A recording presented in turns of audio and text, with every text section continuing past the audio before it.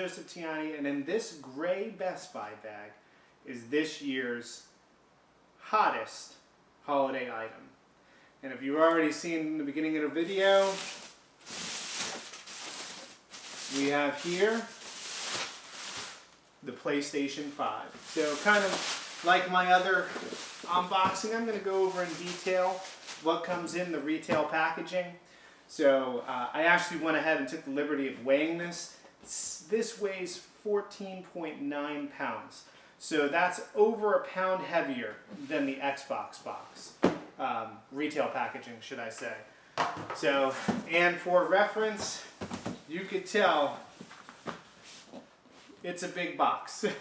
So you definitely, I was taken back when I saw how large the box was itself. I actually have not seen the console in person yet, so very, very excited to open it up and see how big it is in this packaging. So overall packaging's pretty nice, you know, play like never before. So some, you know, marketing speak on the side. You know, comes with a controller. You know, little dings on the box, but not a big deal. That's just in shipping. So, you know, I really liked the way that the Xbox, Series Xbox opened. It had those Apple-esque kind of pull tabs, and then it flipped open. Really nice presentation. So let's see how Sony has handled this.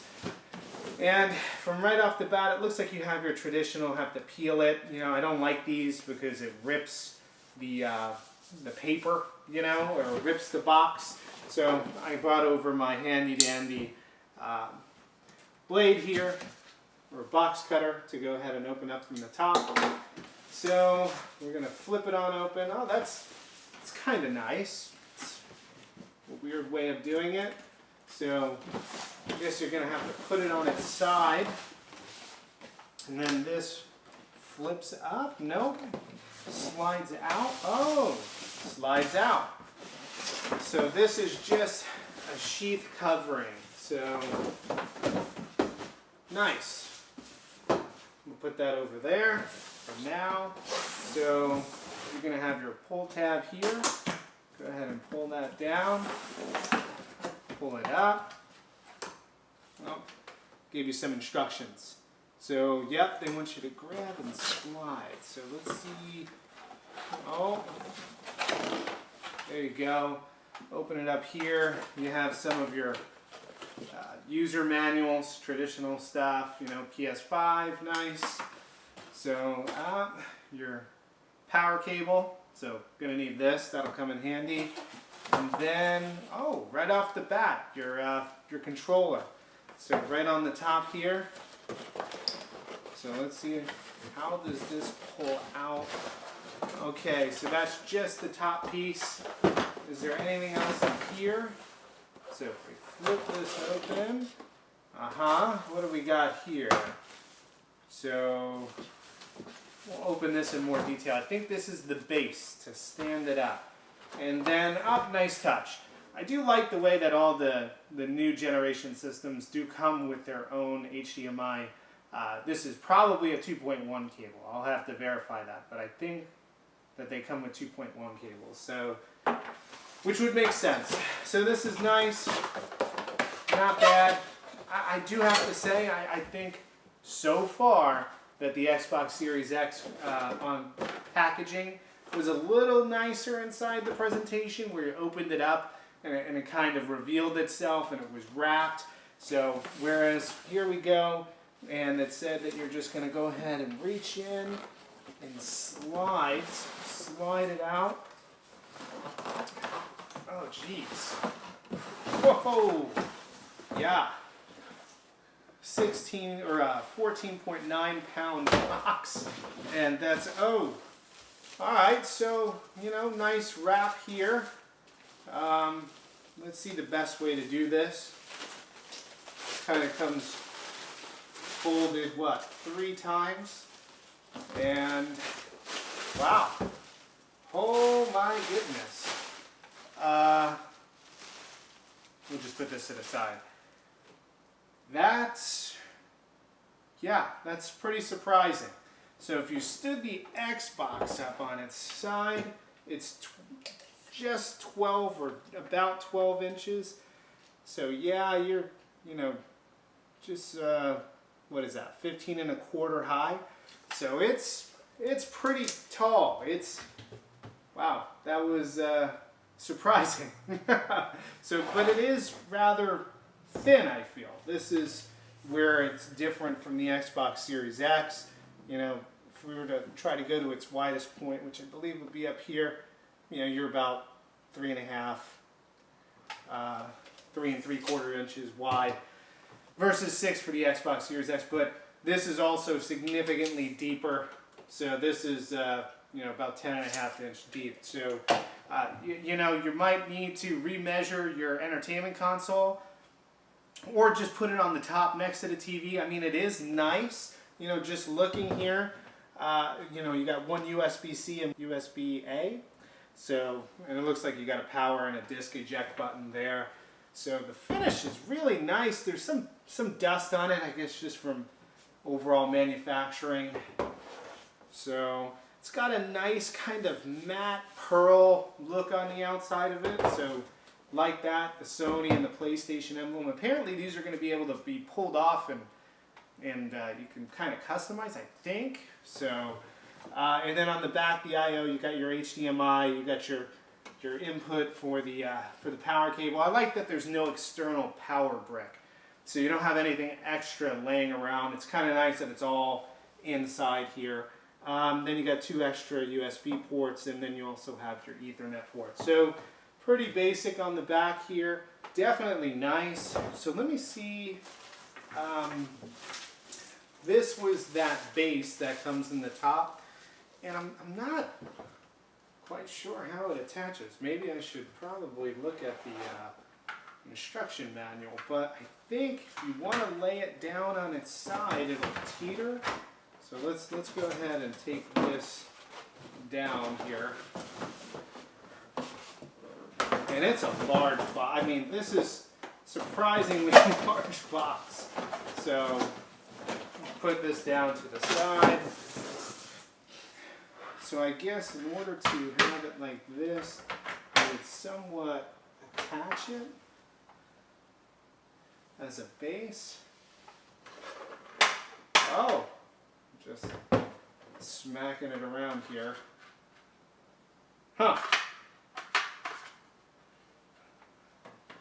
Well, this is interesting. Gonna have to go ahead and show you guys after I pause the video and figure out how to do it. Alright guys, so I went ahead and I looked in the actual user manual, and right here on page 2 it goes over how to actually set it up on the stand. So it's pretty straightforward. In its orientation that it is right now, which is the landscape orientation, what you're going to do is you're going to have this twisted to the side. You're going to take these 2 hooks and you're going to line them up where you'll see there's some squares, X's, O's, and triangles on the back right here on the bottom plate. You're going to line up the 2 squares with the back of that hook, and then you're just going to rest the console on its side. This is probably the way that I'm going to place it into my entertainment center. So just know that it is going to add some additional height to it. Not much. It's 4.5 inches now, whereas before it was 3.5. So an additional inch of height it will add.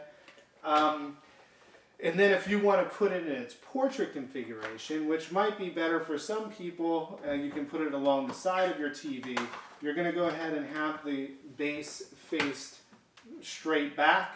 You're going to go ahead and just put the PS5 in the base and push it all the way to the back.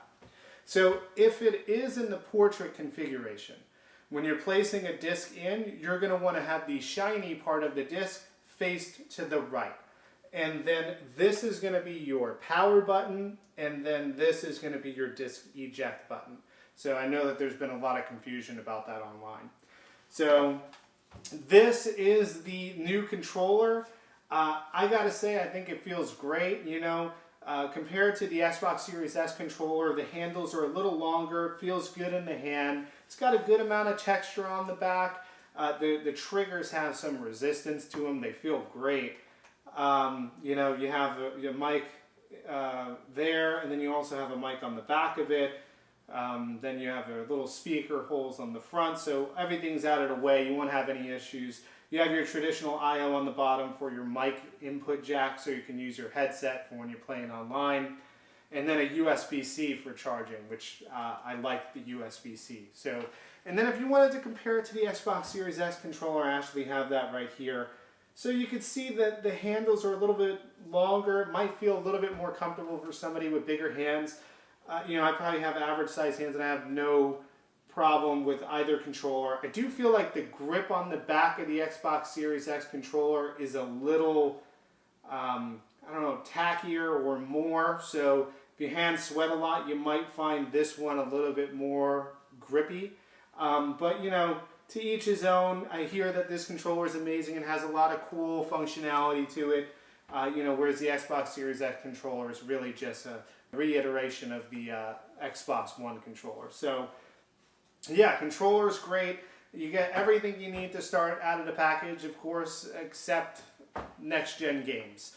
So the next-gen games are averaging around $69.99, and there's only several games to begin with at the start. So if you didn't get a PlayStation 5 or an Xbox Series X for the holidays, you're not really missing much on the next generation game side. But, you know, eventually when they become more readily available next year, you might want to upgrade to take advantage of the 60 frames per second or 120 frames per second in 4K. So that's it for here. Oh, minus the weight of the actual console. So my scale goes up to 10 pounds. So we'll go ahead and hopefully it doesn't weigh more than 10 pounds, remembering that the actual packaging from the retail store is 14.9. So go ahead and place it on the scale here. And 9 pounds, 12.9 ounces. So 9 pounds, 13 ounces. 3 ounces shy of 10 pounds. So it's definitely a sizable console. One thing I will have to say is that if you do have this on your entertainment system or entertainment center, you'll know you have a PlayStation 5. They definitely went for the wow factor. I mean, just looking at it, I was shocked by the height of it, but then also with the matte white and the glossy plastic finish in the middle, it's definitely either a love-hate thing with the design of it. I happen to think that it looks great. If you're more into the traditional kind of look, or you don't want something as wow on your entertainment center, the Xbox Series X is great with its matte finish, and it's a little bit smaller, and it's just that rectangular shape, so it's not as wow, like, whoa, there's something on the console. What is that futuristic looking thing?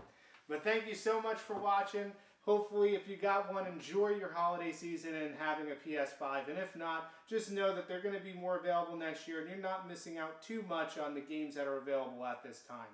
So have a good one. Please consider subscribing, and thanks a lot.